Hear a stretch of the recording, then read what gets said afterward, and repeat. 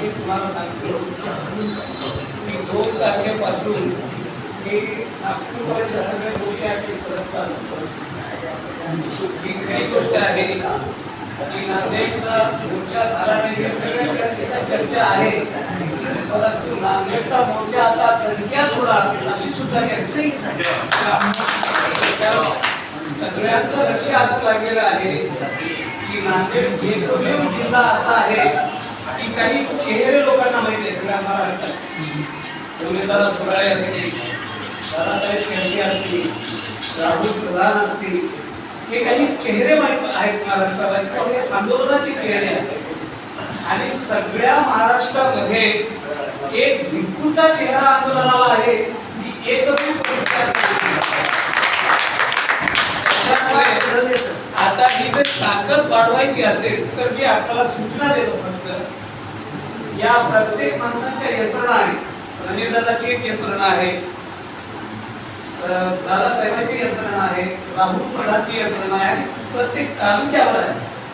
म्हणून पहिल्यांदा ज्यांच्या ज्यांच्या संघटना तालुक्यात आहेत त्यांची तिथे एक कोऑर्डिनेशन कमिटी नेमली आणि या नेत्याने आदेश द्यावे की बाबा तिथे तुम्ही तालुक्यावर तुमच्याकडे कोणी आलं नाही तर तुम्ही त्यांच्याकडे जा.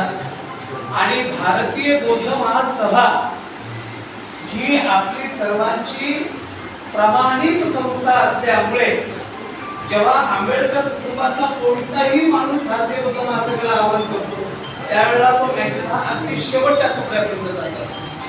म्हणून आंबेडकर कुटुंबातल्या माणसाने जर नेतृत्व केलं तर ते दादासाहेब बाबासाहेब घोरपडे करता आलं नसतं का, करता आलं नसतं का नेतृत्व.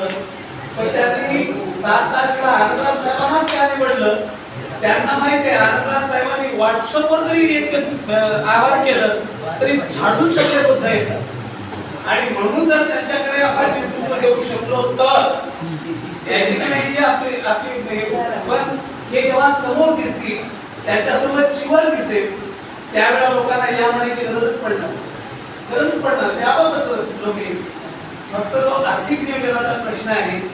म्हणजे ठाकर साहेब, कालिंदे साहेब या माणसांना माहिती आहे की आर्थिक कसं उभं करायचं, त्यांनी एस्टिमेट करावं आणि एस्टिमेट करून प्रत्येकाला त्याचा वाटा द्यावा.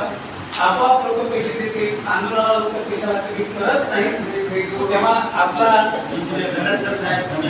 जेव्हा